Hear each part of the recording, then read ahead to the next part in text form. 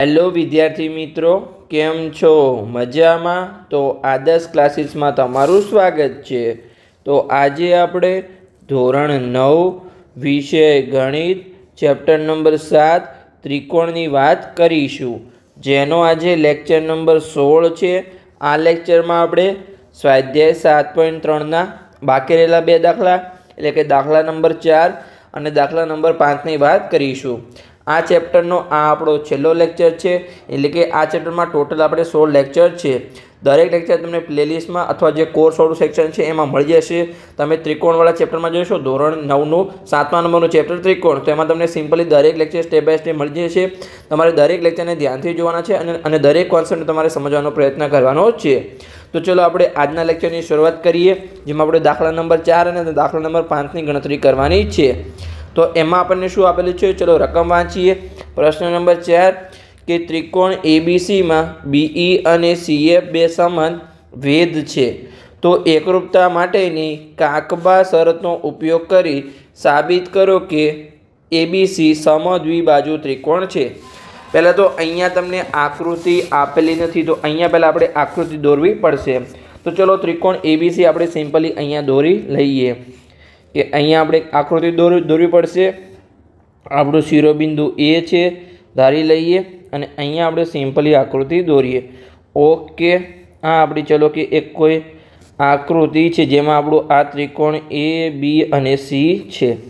Okay, ઉપર એ શિરોબિંદુ, અહીંયા બી શિરોબિંદુ અને અહીંયા સી શિરોબિંદુ. પછી આગળ આપણે શું કીધું છે કે બીઈ અને સીએફ બે સમાન વેધ છે. જો અહીંયા વેધ છે એટલે કે પહેલાં તો સમાન છે, બે સમાન વેધ છે. વેધ હંમેશા કેવો હોય, જે અહીંયા ધારો કે બીઈ છે તો અહીંયાથી બીમાંથી નીકળી સામેની બાજુએ લંબ હોય, તો સામેની બાજુ કઈ છે, અહીંયા એસી છે, તો અહીંયા એસી પર લંબ હશે. ઓકે, પછી આપણને આગળ શું કયો વેધ કીધું છે, સીએફ, તો સીમાંથી નીકળી સામેની બાજુ કઈ છે, અહીંયા એબી છે, તો અહીંયા એબી પર અહીંયા લંબ હશે. ઓકે, 90 અંશના ખૂણે. સિમ્પલી તમને સમજ પડી ગઈ. અને બંને સમાન છે, અહીંયા બીઈ અને જે આપણું સીએફ છે એ બંને વેધ સમાન છે. ઓકે, તો અહીંયા હવે આપણે સાબિત શું કરવાનું છે કે જે ત્રિકોણ એબીસી છે એ સમદ્વિબાજુ ત્રિકોણ છે. તો અહીંયા આપણે એબી અને એસીને અહીંયા આપણે સિમ્પલી સમાન સાબિત કરવું પડશે. અને અહીંયા આપણને શરત પણ કીધી છે, કાકબા શરત મુજબ તમારે સાબિત કરવાનું છે. એટલે કે અહીંયા આપણે આ જે કાટખૂણા છે એનો અહીંયા આપણે ઉપયોગ કરવાનો છે. તો અહીંયા તમને બે જે ત્રિકોણ દેખાય છે નીચેની સાઈડ, કયા કયા ત્રિકોણ, ચાલો હું તમને બતાવું છું. એક આપણો ત્રિકોણ છે અહીંયા FBC, જે આ ત્રિકોણ તમને દેખાય છે. ઓકે, આ ત્રિકોણ ચલો આપણે સરખી રીતે લખી દઈએ કે આપણે એને હાઇલાઇટ કરીએ, FB અને આ C. પછી બીજો ત્રિકોણ છે અહીંયા આપણો જે આ સાઈડ છે ECB, આ સાઈડનો ECB. આ બંને ત્રિકોણને આપણે એકરૂપ કરીશું તો સિમ્પલી આપણને મળી જશે કે બે ખૂણા આપણને સમાન મળશે, અને બે ખૂણા સમાન મળશે તો એની બે સામેની બાજુ પણ સમાન થશે. તો સિમ્પલી આ બંને જે ત્રિકોણ છે એને આપણે એકરૂપ સાબિત કરી લઈએ. તો ચલો કરીએ આપણે કે અહીંયા ત્રિકોણ FBC અને ECB, ચલો આપણે કરીએ, લખીએ અહીંયા કે ત્રિકોણ FBC અને ત્રિકોણ ECBમાં. હવે જો આને આપણે એકરૂપ કરવા માટે એના 3 અંગો સમાન કરવા મળશે. તો પહેલાં તો અહીંયા તમને રકમમાં આપેલું છે કે વેધ કેવા છે, બીઈ અને સીએફ સમાન છે. તો અહીંયા આપણું બીઈ અને જે સીએફ બાજુ છે એ આપણી સમાન થશે. તો અહીંયા લખી દઈએ અહીંયા કે સીએફ અને અહીંયા બીઈ સમાન છે. આ તમને ક્યાં આપેલું છે, રકમમાં આપેલું છે, એટલે કે અહીંયા તમને પક્ષમાં આપેલું છે. ઓકે, પછી જો અહીંયા તમારે બે કાટખૂણા છે. કયા કયા કાટખૂણા છે? એક આપણો કાટખૂણો છે જે આર્યો CFB, જે તમને ચલો બતાવું. આ આપણે કાટખૂણો છે CFB. આ તમને કાટખૂણો દેખાય છે જે આપણે ઓલરેડી દોર્યો છે. મેં તમને કીધું હતું કે વેધ શું હોય, તો કે અહીંયાથી નીકળી સામેની બાજુએ લંબ હોય. ઓકે, પછી બીજો અહીંયા આપણો કાટખૂણો છે કે BEC, જે આપણું બ્લુ કલરનો હાઇલાઇટ ત્રિકોણ કર્યો હતો એમાં આ રહ્યો જો કાટખૂણો તમને દેખાય છે. ઓકે, તો આ બંને કાટખૂણા છે એટલે કે બંને 90 અંશના હશે, એટલે કે બંને સરખા છે. તો ચલો આપણે લખી દઈએ અહીંયા કે CFB ખૂણો CFB બરાબર આ સાઈડ કયો ખૂણો છે BEC તો ચલો લખી દઈએ ખૂણો BEC બરાબર અહીંયા 90 છે અને આ કેવા છે અહીંયા કાટખૂણો છે તો લખી દઈએ આપણે કાટખૂણા ઓકે પછી આપણને શું આ જો આ જે નીચેની બાજુ છે અહીંયા BC એ બંને ત્રિકોણમાં આવે છે તમે ત્રિકોણ લો અહીંયા FBC લો કે અથવા BEC લો તમે કોઈ પણ ત્રિકોણ લો બંનેમાં અહીંયા BC બાજુ આવે છે એટલે કેવી છે અહીંયા આપણી સામાન્ય બાજુ છે તો ચલો આપણે લખી દઈએ કે BC બરાબર BC અને અહીંયા આપણી સામાન્ય બાજુ થઈ જશે કે BC બરાબર અહીંયા BC આ આપણી સામાન્ય બાજુ છે સામાન્ય બાજુ ઓકે તો આપણું સિમ્પલી થઈ ગયું જો અહીંયા કે આપણી કઈ કઈ છે અહીંયા જો આ આપણી એક બાજુ છે આ કાટખૂણો છે અને અહીંયા પણ બાજુ છે તો અહીંયા આપણને કઈ શરતનો ઉપયોગ કીધો હતો જો અહીંયા આપણને કીધું હતું કે તમે એકરૂપતાની કાકબા શરતનો ઉપયોગ કરી અને જે ત્રિકોણ છે એને તમારે સમદ્વિબાજુ ત્રિકોણ સાબિત કરવાનું છે તો અહીંયા કાટખૂણો કર્ણ અને બાજુ તો જો આ જે કાટખૂણો તો આપણને મળી ગયો પછી આપણને બે બાજુ મળી હવે એમાંથી કઈ બાજુ કર્ણ છે તો જો આ બંને ત્રિકોણ છે એમાં સામેની બાજુ કઈ છે જે કાટખૂણો છે એની સામેની બાજુ આ જો આમાં પણ BC છે અને આમાં પણ BC છે એટલે કે BC આપણી કઈ બાજુ છે કર્ણની બાજુ છે તો બંનેમાં સેમ જ છે તો અહીંયા BC બરાબર BC એ તો સામાન્ય બાજુ એ અહીંયા આપણું કર્ણ છે તો તમને સિમ્પલી મળી ગયું કાટખૂણો કર્ણ અને આ આપણી બાજુ જે BE અને CF છે તો સિમ્પલી અહીંયા આપણી કાકબા શરતને આધારે બંને ત્રિકોણ કેવા થાય છે અહીંયા એકરૂપ થાય છે તો ચલો આપણે લખી દઈએ અહીંયા કે માટે જે આપણા ત્રિકોણ હતા ત્રિકોણ FBC અને ECB અહીંયા એકરૂપ ત્રિકોણ છે માટે ત્રિકોણ FBC અહીંયા એકરૂપ ત્રિકોણ ECB અને કેમ એકરૂપ થયા તો કાકબા શરત મુજબ એકરૂપતાની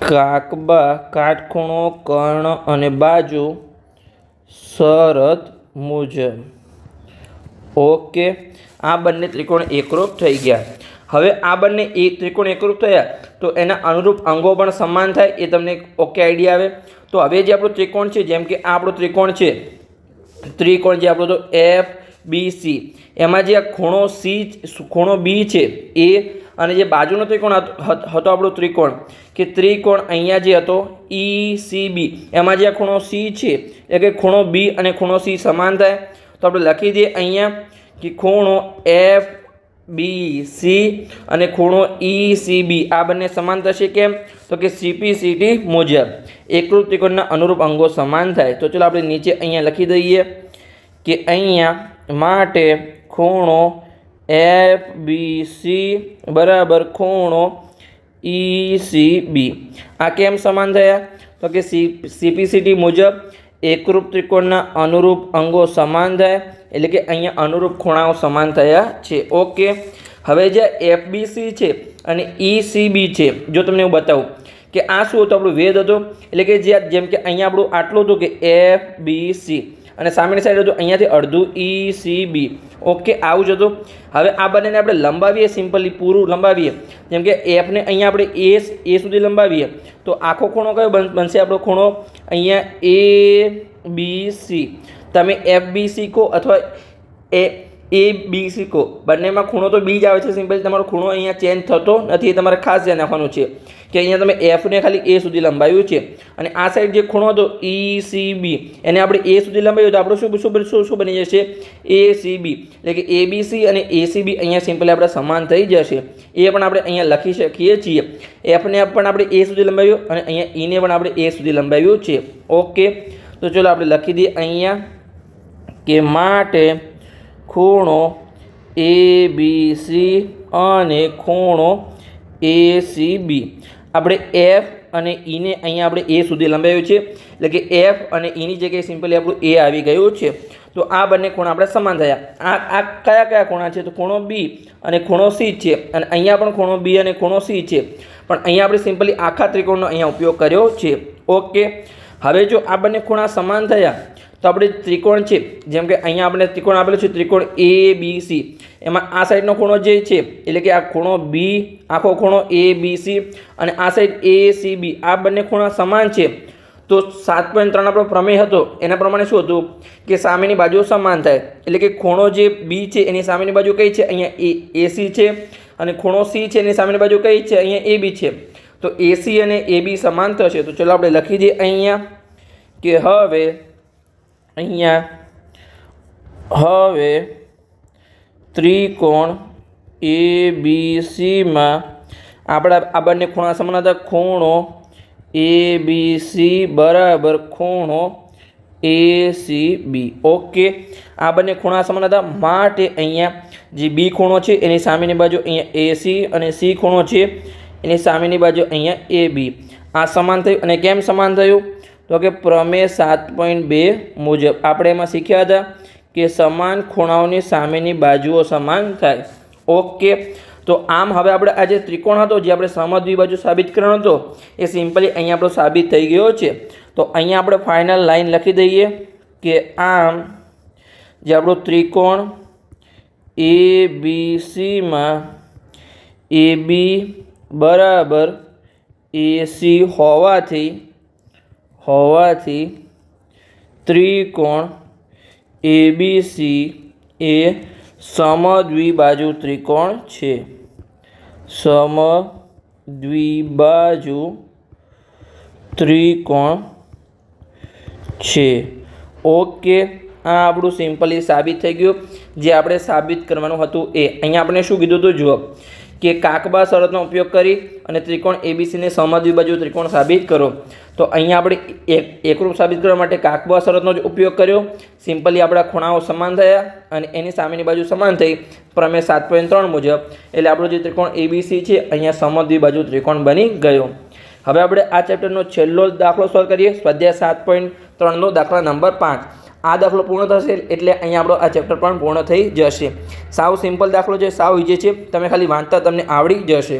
તો ચલો આપણે વાંચીએ. પહેલાં તમે જાતે ટ્રાય કરો અને પછી તમે મારી સાથે ચેક કરી શકો છો કે તમે કે અટક્યા છો કે કેટલું તમને આવડ્યું છે.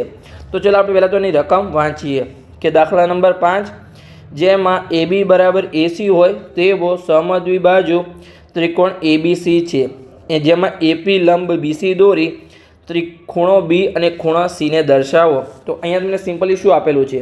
તો ચલો પહેલાં તો અહીંયા આપણે આકૃતિ દોરીએ કે અહીંયા આપણે ત્રિકોણ ABC આપેલો છે. ઓકે, આ આપણો કોઈ ત્રિકોણ છે. ચલો આપણે ત્રિકોણને દોરીએ. ઓકે, આ આપણો કોઈ ત્રિકોણ છે. ચલો આપણે પહેલાં આ લાઈન દોરી લઈએ, પછી બંનેને આપણે જોડી લઈશું સિમ્પલી. ઓકે, તો આ આપણો અહીંયા બની ગયો કે આ A શિરોબિંદુ છે, આ B શિરોબિંદુ છે અને આ C શિરોબિંદુ છે. એમાં આપણને શું કીધું છે કે આ જે AB અને AC સમાન છે તો ખૂણો B અને ખૂણા C ને સમાન દર્શાવો. તો તમે ડાયરેક્ટ અહીંયા લખી શકો છો કે પ્રમેય આપણો કયો પ્રમેય? પ્રમેય 7.2 મુજબ કે અહીંયા બાજુઓ સમાન છે તો એના ખૂણાઓ સમાન થશે. પણ અહીંયા તમને શું કીધું છે? તમે પૂરી રકમને વાંચો કે અહીંયા પહેલાં તમારે લંબ દર્શાવવાનો છે, લંબ દોરી અને પછી અહીંયા તમારે સાબિત કરવાનું છે. તમે ડાયરેક્ટ લખી શકો છો, પણ તમારો જો 4 માર્ક્સનો દાખલો તમારે ડાયરેક્ટ ના લખાય. કદાચ MCQમાં પૂછાય તો તમે લખી શકો છો કે ઓકે આના લીધે આ થયું છે કે આ રીઝન છે. પણ અહીંયા તમારો કેટલા માર્ક્સનો પ્રશ્ન પૂછાય છે એ તમારે ખાસ ધ્યાન રાખવાનું છે. તો અહીંયા આપણે પહેલાં તો લંબ દોરીએ કે આ આપણો અહીંયા AP લંબ છે. ચલો આપણે દોરી લઈએ કે ક્યાં હશે? તો BC પર લંબ છે. ઓકે, આ આપણો અહીંયા AP લંબ છે. તો સિમ્પલી અહીંયા આપણા બે ત્રિકોણ રચાય છે. કયો કયો ત્રિકોણ? એક ત્રિકોણ છે અહીંયા આપણો આ સાઈડનો APB અને એક છે APC. આ બંને સિમ્પલી આપણે એકરૂપ સાબિત કરી દઈશું તો ખૂણો B અને ખૂણો C CPCT મુજબ સમાન થઈ જશે. તો ચલો સિમ્પલી આપણે લખી દઈએ અહીંયા કે અહીંયા જે આપણો ત્રિકોણ છે પહેલાં તો આપણે એ લખી દઈએ કે આ લંબ છે એટલે અહીંયા 90 અંશના બે ખૂણા રચાશે બંને સાઈડ. તો ચલો આપણે એ લખી દઈએ અહીંયા પહેલાં તો કે ત્રિકોણ ABCમાં AP લંબ BC છે માટે અહીંયા ખૂણો APB બરાબર ખૂણો APC બરાબર અહીંયા 90 થાય છે. ઓકે, એ લંબ છે એટલા માટે. હવે આપણે બંને ત્રિકોણને અહીંયા એકરૂપ સાબિત કરવાનો પ્રયત્ન કરીએ કે જે આપણો ત્રિકોણ હતો અહીંયા કે ત્રિકોણ APB અને અહીંયા ત્રિકોણ APC માં. તો પહેલાં તો જો અહીંયા જે અહીંયા આપણા કાટખૂણા સંબંધ છે APB અને APC, તો એ આપણે અહીંયા લખી દઈએ. પહેલાં તો કે ખૂણો APB બરાબર ખૂણો APC. આ આપણું શું છે અહીંયા હમણાં જ આપણે ઉપર લખ્યું કે બંને 90 ખૂણા છે, એટલે કે અહીંયા કાટખૂણા છે. ઓકે, આ આપણા અહીંયા સમાન છે. પછી જો બીજું અહીંયા આપણું શું સમાન થશે કે આપણને રકમમાં આપેલું જ હતું અહીંયા કે જે જો તમે જોઈ શકો છો આપણે હાઇલાઇટ કરીએ કે AB અને AC અહીંયા સમાન છે, તો એ પણ આપણે લખી દઈએ અહીંયા કે AB અને AC સમાન છે. એ આપણને ક્યાં આપેલું છે? રકમમાં આપેલું છે, એટલે કે અહીંયા આપણને પક્ષમાં આપેલું છે. ઓકે, આ પણ સિમ્પલી સમાન થઈ ગયું. હવે જે આ જો બંને જે ત્રિકોણ છે એમાં જે AP બાજુ છે એ કેવી છે? અહીંયા સામાન્ય બાજુ છે, તો એ પણ સિમ્પલી સમાન થઈ જશે. તો આપણે લખી દઈએ અહીંયા કે AP બરાબર AP.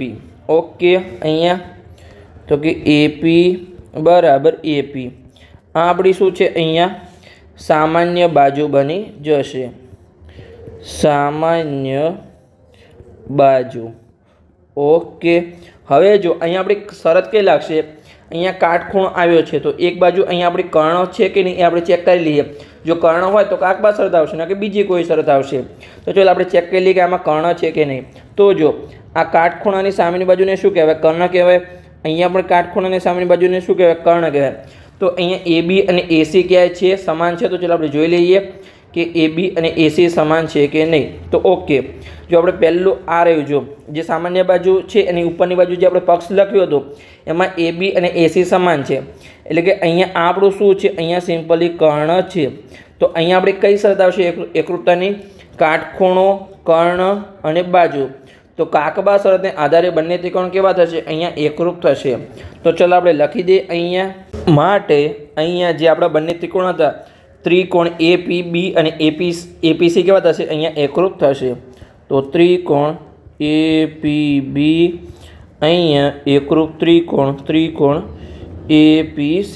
ઓકે, આ બંને ત્રિકોણ એકરૂપ થયા અને કઈ શરતના આધારે? તો કે કાકબા શરતને આધારે કાટખૂણો, કર્ણ અને બાજુ. તો અહીંયા આપણે લખી દઈએ કે એકરૂપતાની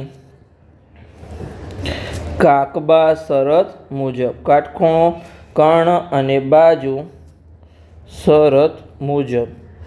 ઓકે, આ બંને ત્રિકોણ એકરૂપ થયા તો જે આપણા ખૂણાઓ છે આ ખૂણો ABP અને ખૂણો ACP આ બંને કેવા થશે? સમાન થશે. એટલે કે ખૂણો B અને ખૂણો C પણ ક્યાં સુધી? અહીંયા P સુધી સમાન થશે.